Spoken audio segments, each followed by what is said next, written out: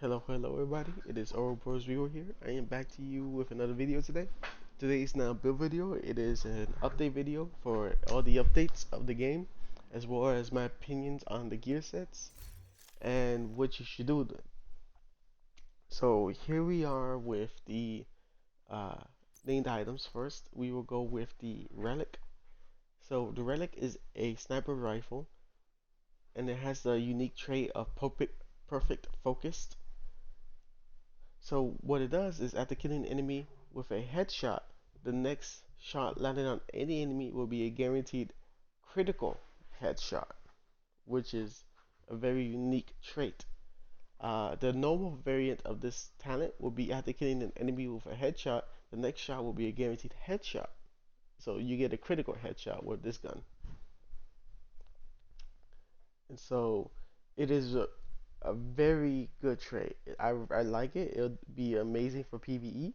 If you're able to get it to work in PvP, this will be a nasty sniper rifle to deal with. Since you don't have to build up any really critical chance, it is very nice. The next gun is the exotic sniper rifle, and so what it does is ta tags enemies when in scope maximum of 10. If an agent kills any marked target with a headshot, all other targets will have a 50%, 20% PvP, so for against players, movement speed decrease, and receive burn for 10 seconds. Killing another enemy with a headshot will shorten the cooldown for 10 seconds. So there's a 30-second cooldown. If you kill 3 enemies, you have no more cooldown. Targets are marked after 2 seconds in scope. It's a very unique sniper rifle. Um, the burn in PvP will be very annoying if you get it to work in a team fight. It's gonna be very annoying. The movement speed decrease with in addition with a bleed hive or bleed build with and be burn.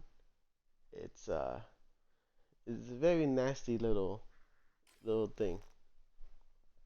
I feel like these two actually have some potential in this update. Most guns they bring us in an update, there's like no potential. You can't really build it. It's no good. But these ones, they have some potential. And so next we have is the named item backpack, the courier. It is perfect creeping death. Creeping death has been needing a perfect variation. There's been a lot of perfect variations that we've been needing. And so this one's nice. So what it does is when you apply a stats effect, it is also applied to all enemies within 10 meters, an increase of 2 meters, which in the whole scheme of things is a lot. If you ever had a comparison of a 12-inch pizza and an 18-inch pizza, and the 18-inch pizza is bigger than two 12-inch pizzas, this is the same situation here. Like it's a lot bigger than you think. And then the cooldown's 10 seconds, which is a lot faster than the normal version, which is only 5 seconds, which is very nice. The cooldown, you don't have to wait too long for it. Once your cooldown stops on somebody, you could basically reapply it. It is very nice. Then you have the sacred chest plate. There's a lot of priests in this update apparently, and it's perfect trauma. Applies blind to enemies hit in the head on a 20-second cooldown, which is 10 seconds less than the normal version, and then applies bleed to an enemy hit in the chest, and then on 20-second cooldown. So these seconds matter, especially in PvP. Like seconds matter a lot. The normal trauma chest plate wasn't too usable. It was usable in a 1v1 fight or like just as an initial starter, because the 30-second cooldown, like the fight's over in 30 seconds, you know? With the 20-second cooldown, you have a chance to reproc it and keep the fight going, or keep yourself in the fight and take down 2 people. Because if you build it correctly with perfect trauma, if you build correctly with some stats effect, like this build that I posted up yesterday, you're gonna blind somebody for a little bit. Uh, so next up, after the named items, we have the gear set, but I'll get to that after the brand set. So the brand set is a weird little brand set. So headshots is the first attribute that it gives you. Then it's maximum rifle damage and status effect. So it's kind of like a hybrid between sniper build and status effect build. Um, it's I wouldn't use the third one preferably. I mean you could, but whether the three piece of this is optimal since other gear sets give you 10% status effect or 10% efficiency, skill efficiency, or you get more damage on it. Um, it's not necessarily worth it to just use it for the 10% status effect. So I wouldn't run three piece with this build at all. Um, unless you already have the other status effects in the build for whatever reason, then you could use it like that. Next we have the hotshot build, which is very very nice. I already made a build on it the other day. I recommend you guys checking it out if you guys want to build it properly. It is very efficient. So here we have the hotshot build. So what it does is a two-piece gives you sniper rifle damage, the three-piece gives you weapon handling. Like I said, for guns like the Paratrooper SVD or the Dread Eddict, this gear set works amazingly well with the Dread Eddict. Just give it a shot. If you haven't got the Dread Eddict yet, get a Dread Eddict, run over this build. It's gonna do wonders. And then the third piece is 30% headshot damage, which is pretty nice, pretty good amount of headshot damage. You get this gear set compared to other gear sets, you get a lot of extra attributes compared to what other gear sets give you. It's very nice. And so the third piece, what it gives you is first headshot with a marksman rifle or sniper rifle will increase the next headshot by 20%. Second consecutive headshot with a sniper rifle will give you 10% armor. If you have full armor, it will give you 50% bonus armor. Third consecutive headshot will refill the magazine. From the fourth headshot onwards, you will get every single buff, every single shot. It's basically what it's saying. But missing a headshot will reset the cycle, so you'll go back to cycle number one. So I really like it. This is an amazing. Uh, this beats Aces and Eights, 100% beats Aces and Eights. Aces and Eights is iffy at best. This is guaranteed as long as you hit your shots. So the backpack gives you agents can miss a headshot before resetting the cycle, which is good for people who do not have amazing aim or people who are trying to get into sniping.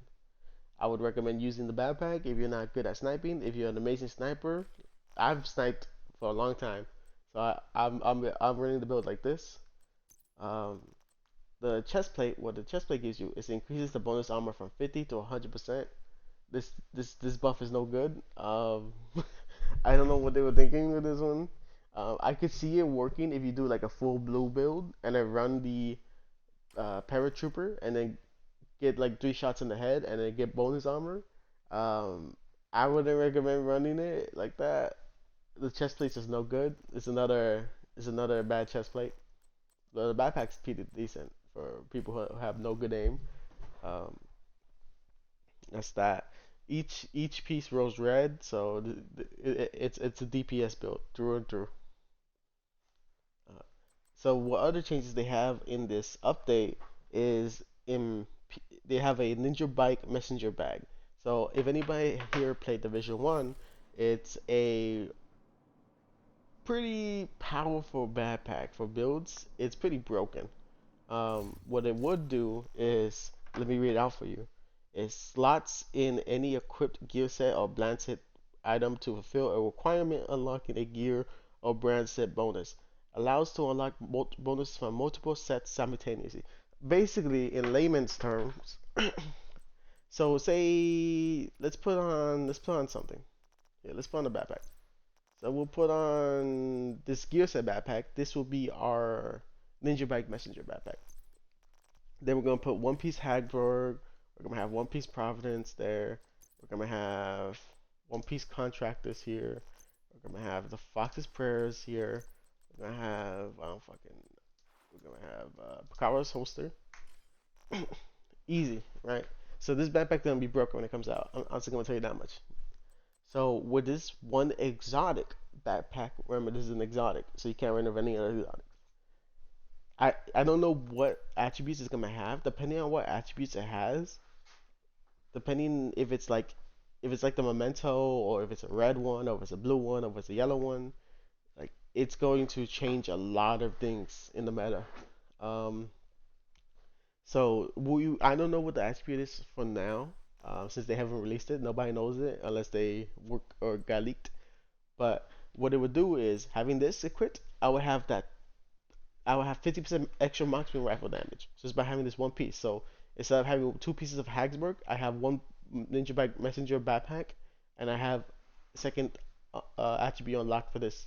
Then I have the Providence. I unlock the second one here for critical hit chance. For this one, for the Precara's holster for Brazos the Acrobuzz, I unlock the skill tier. For this Fox Press, I unlock the accuracy. For this glove, I unlock weapon handling. If I had a second piece like here, if I had a second piece of anything, it will unlock the third set, right? So if you want two pieces, it unlocks the third one. It just adds onto the build. It doesn't take away from it. It it does take away off from it in terms of what it has on the attributes, but we do not know that yet. Also, it doesn't allow you to run any other exotic. But this backpack is going to allow for so many builds to be viable that weren't viable before. It's gonna allow for hybrids. It's gonna allow for pure DPSs. It's gonna allow for a lot of things. So you guys just have to wait until it comes out because I don't have any more information about it. I was hoping they would release it in the next couple of days. That's why I waited for the video to come out. But it seems like they're not gonna update it until the game actually comes out, maybe. But I recommend you guys preparing for this new update. There's gonna be quite a bit of stuff that's gonna be able to be added into it. But that's all I have for you guys today. Well, actually, there are a couple little things that I'll just talk about.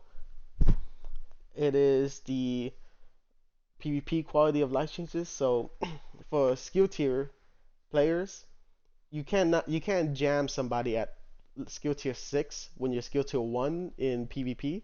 So if you try to jam a pulse like a skill tier 6 mortar or restore a hive, you're not gonna do shit. So like it was a much needed change because people could just completely invalidate skilled players in PvP. So now you can't just jam those skills and get away with it. You have to be the same skill tier or higher. Then also the shadow trap was fixed again for the second time or third time or fifth time already. Uh, so it doesn't do so much damage. And that's pretty much it. Besides some other minor stuff, but for PvP, that's the biggest thing. Uh, that's all I have for you guys today. You have any questions, join my Discord, or if you just message in my YouTube comments, I'll do my best to respond to all of them. Good luck out there. Have fun.